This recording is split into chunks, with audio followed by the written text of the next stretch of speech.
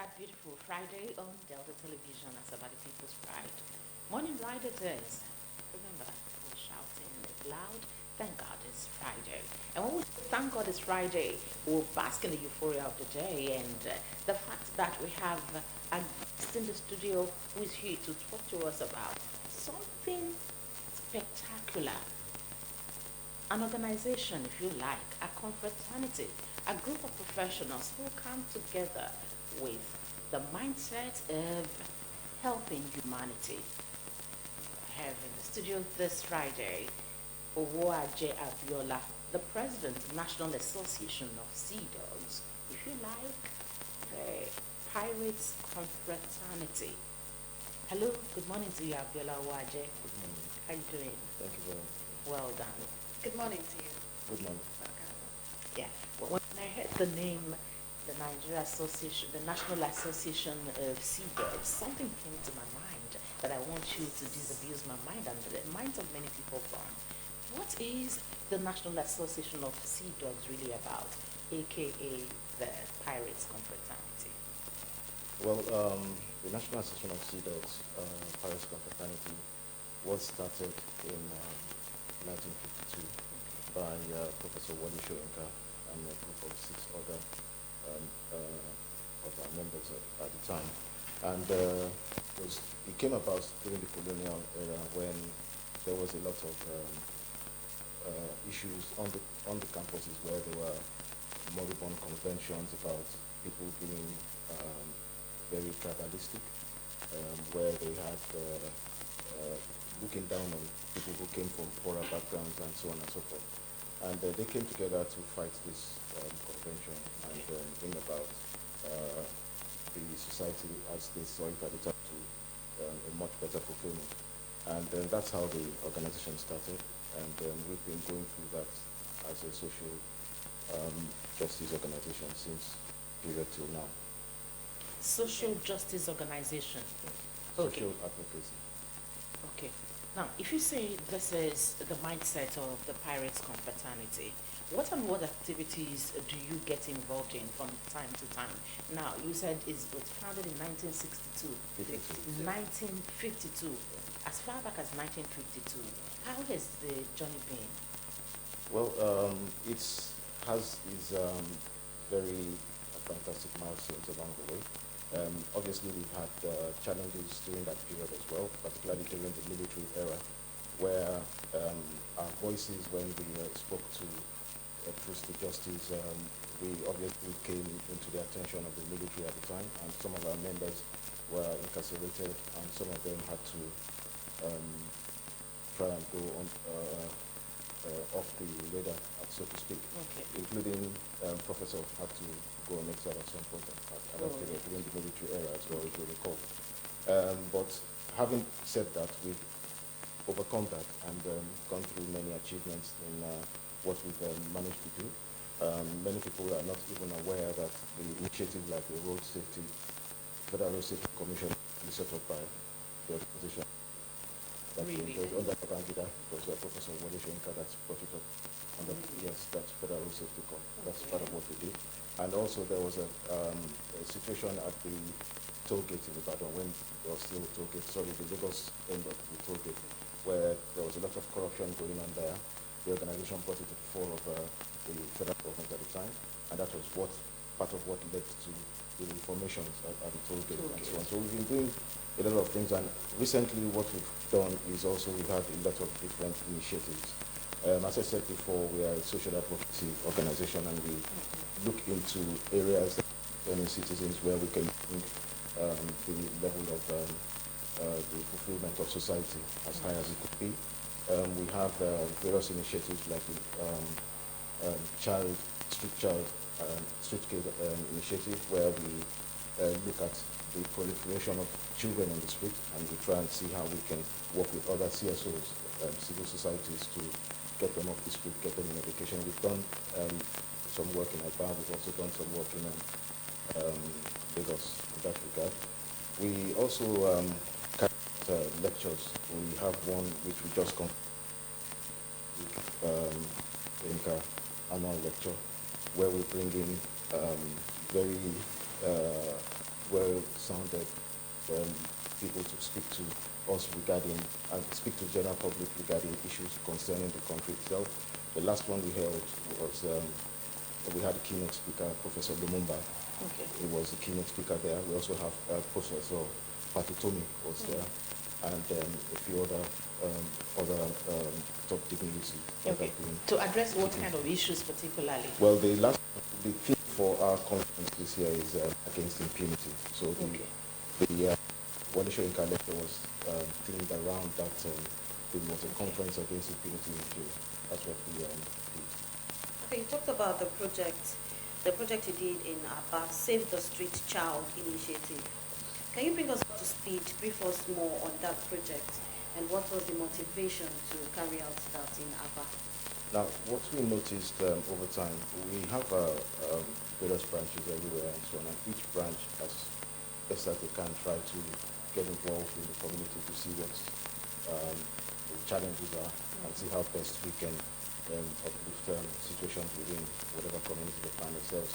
And what was observed was that there was a lot of children living in the streets, and it appeared that there wasn't that much being done in terms of rehabilitating them. So what we've done is that we try to get them off the streets by engaging other agencies that are probably not aware of these kind of situations, and then put them under education. We also have children that we are sponsoring in schools, just paying their school fees right from primary school level to university level. We have people that we've actually given scholarships to in that regard as well. Yes. So do you create any kind of skill acquisition for them, or you just send them back to school, place them on scholarship? Well, we don't actually have workshops where they come to do those things, but what we do is we provide the facilitation for where they can reach out to those different things, because many of them probably are not even aware that these things are around. And as we all know, the government cannot physically do everything, so they need support from civil society as well, which is where organizations like ourselves step in to help out with this situation. So in that particular case, we provided funding to ensure that those that have the facilities to train them and so on, we put funding to them as well, and then see how best they can rehabilitate these children. Okay. Now, as big and bold as the name is, the National Association of Sea Dogs, a lot of persons still have the mindset of violence associated with the Pirates Confraternity. Is that true? If it's not true, who make up the Pirates Confraternity? Well, I think you will find that a lot of this violence, when you look at it, is based on other pseudo groups which are just purely criminal elements. Now, we as an organization have, although it was started in a higher institution, University College Department as it was called at the time, we have since moved out of the higher institution in schools since 1984, and we have absolutely no presence at all within the schools and so on, universities.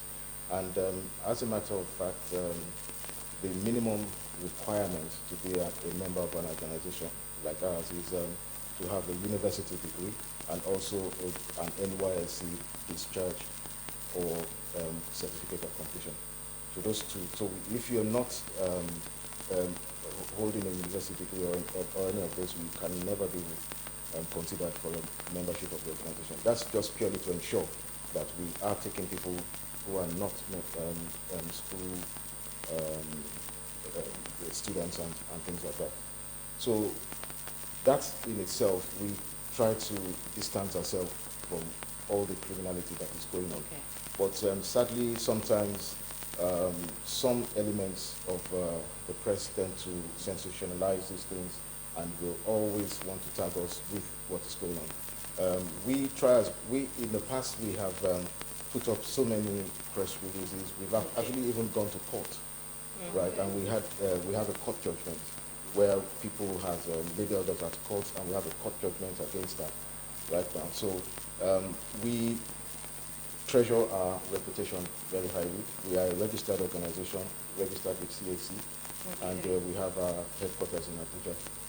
And then also we try as much as possible to ensure that we protect our reputation as best as we can.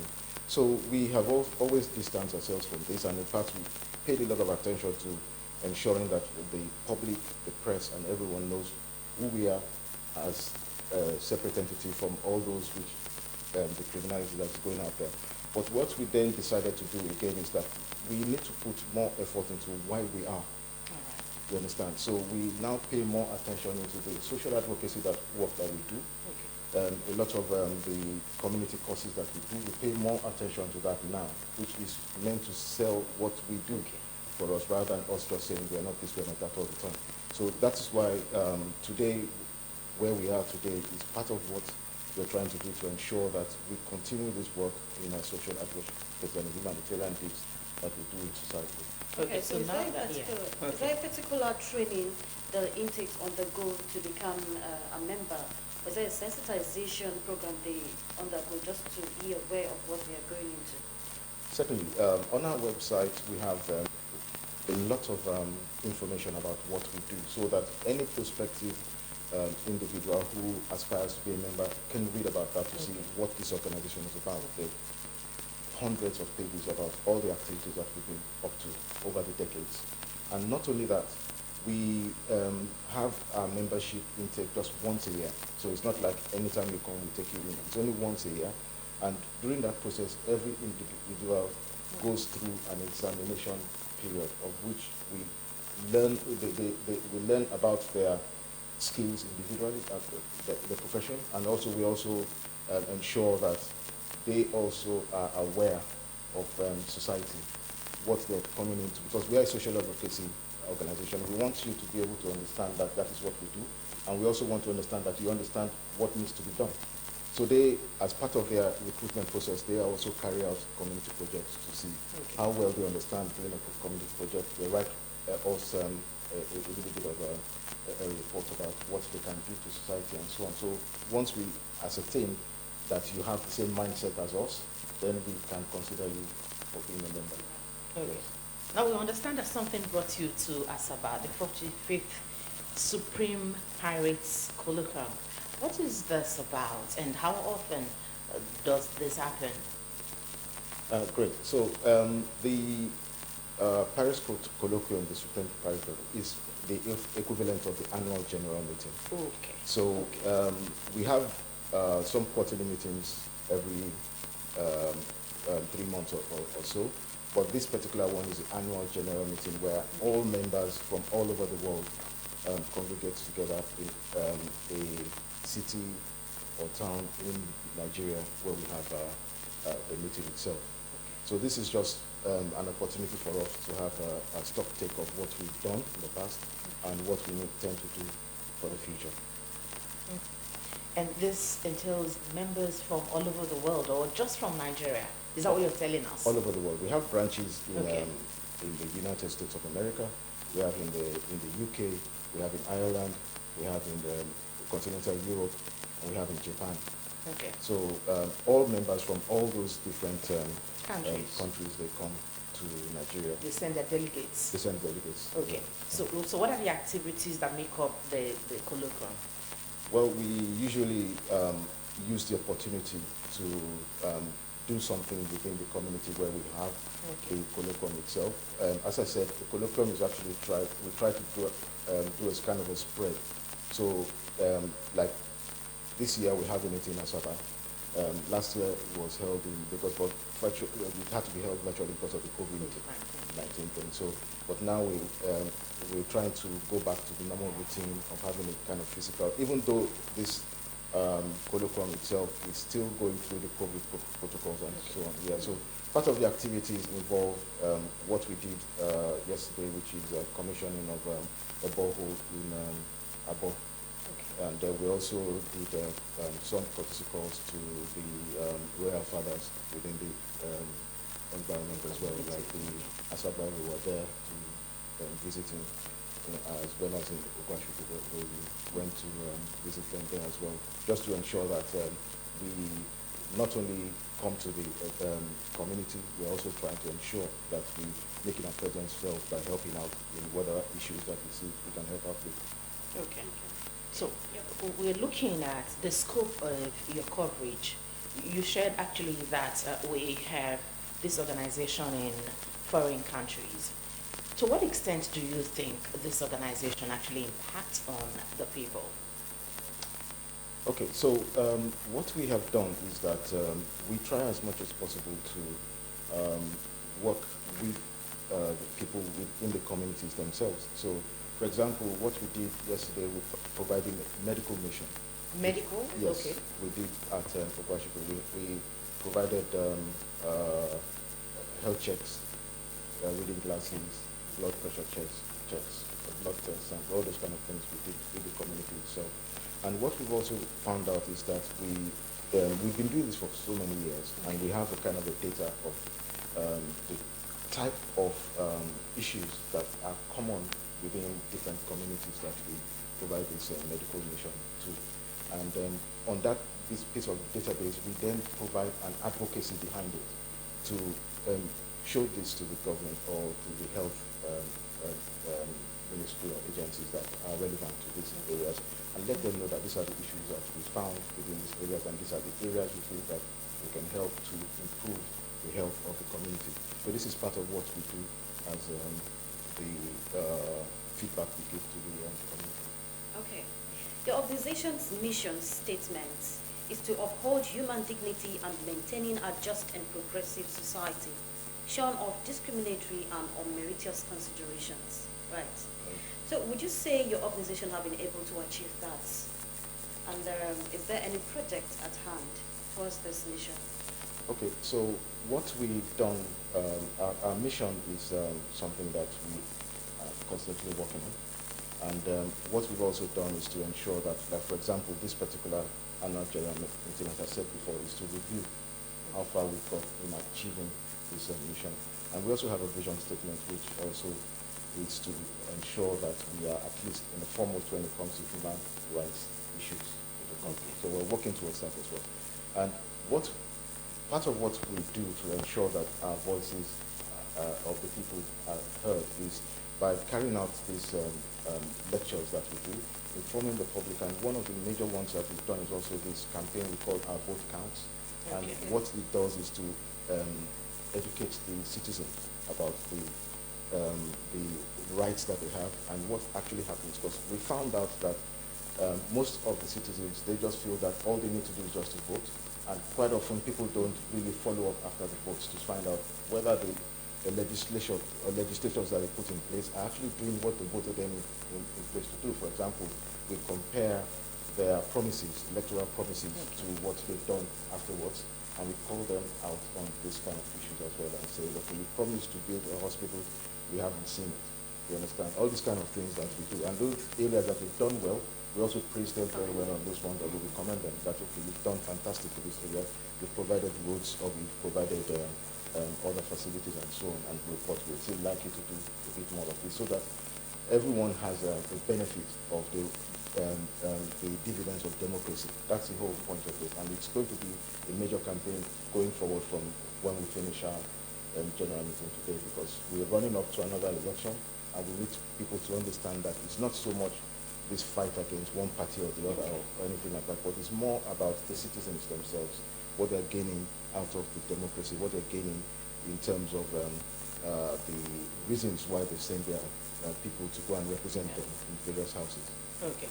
We've seen that your organization recently have been involved in fights against rape. Why the interest particularly in rape? That's fantastic, because this is part of the publications that we've done. We've actually done quite a few different publications in the past. One of them is Against Cultism itself. Okay. We produced a book. Unfortunately, I don't have a copy of it. Okay. Fight Against Cultism. Yes. Okay. Because we realized that the focus on that issue was actually not being faced squarely. So, and the same thing applies to the rape. And we have this publication that we brought out, of which is meant to be like a survivor's guide. What happens to rape victims? We noticed that quite a lot of time it's more of a sensationalized thing, and the people who are survivors of this, the victims. yes, yeah, they tend to be in terms of the psychology behind what happens to them, it tends to turn into maybe a depressive issue and so on, and they don't get as much support. And some of them don't even know where to get the support from. So this publication that we brought out tells them where they can get various types of different support, whether it's mental health or even legal support and so on. And it also helps them to adjust back to how they should be, because sometimes people have this long-term trauma after going through this heinous crime. So. Okay, so to what extent do you think the advocacy against rape is impacting on our people? First and foremost, we actually have to, what we've done is also not just targeted the victims itself. We have to talk to young people as well about this, because it's something that we notice that within our culture itself, a lot of these values are being eroded. So we talk to them about this, and we also let them know that first and foremost, the women in our societies are equal to everybody else. We believe in equality in all sexes. We're also against tribalism as well. So this is part of the things that we push forward to ensure that the society understands the repercussions when it comes to rape. It's not being used as a weapon against women and things like that. So that's what we do at the moment now. I know there are other issues that you fight against. You've told us about the cases of rape, cultism in our higher institutions. I know there are other areas that you actually concentrate on. Can you share some of them with us? Well, we mostly work on citizens' rights as well. We also have a legal assistance and citizens' rights initiative, where we help prisoners that, for example, people who have been incarcerated, who haven't been given fair hearing. Fair hearing, so to speak. Some people have probably been in prison for quite a long time, okay. and without even being brought to court in the first instance. They've not even gone to face any. So we go there, look out for this such cases, and help out wherever we can in such situations. That's part of what we do. I mentioned the medical one earlier on, and we also have part of the things that we concentrate on is social justice as well, where we find situations where we see that people's human rights are being infringed upon. We ensure that we step in and try and ensure that the person has proper hearing and is facing a much more fairer situation. That's what we do. Okay, speaking on injustice, is it easy to contact you, to contact your organization? Certainly, like I said, we have a very robust and active website, and we're also very much present on social media as well. So we have our contact details there where where people can contact us. We have our branches in most of the Nigerian states, where we list the addresses on our website as well, so people can reach out to us from there. Yeah. One of the issues people face in Nigeria is issues of urban areas, rural areas, riverine communities where such problems emanate from most times. Does your organization actually pay attention to these rural areas and riverine communities where such injustice, people suffer injustice, where people's rights are infringed upon? Certainly, in fact, it's a good thing that you brought that up, because just roughly a month ago or thereabouts, we actually brought out a documentary on a community in River State where their community has been flooded for quite a long time, and it appears that the local government and even the state had forgotten about them. So we brought out this documentary video, and as a result of that video, the state sent someone down there to have a look and then listed out what issues that how they're going to resolve those flooding issues, because it was really devastating for them. And then in addition to that, we also have done other relief packages that we, particularly during the time when there was a lot of suffering at the COVID era where people could not, we organized in particularly rural areas where a lot of the time, like you rightly said, they are unseen. Yeah. And we went in there, what needs to be done. Our members went there and distributed palliatives and all sorts to people around there as well. Okay. Now, the 45th Supreme Pirates Colloquium.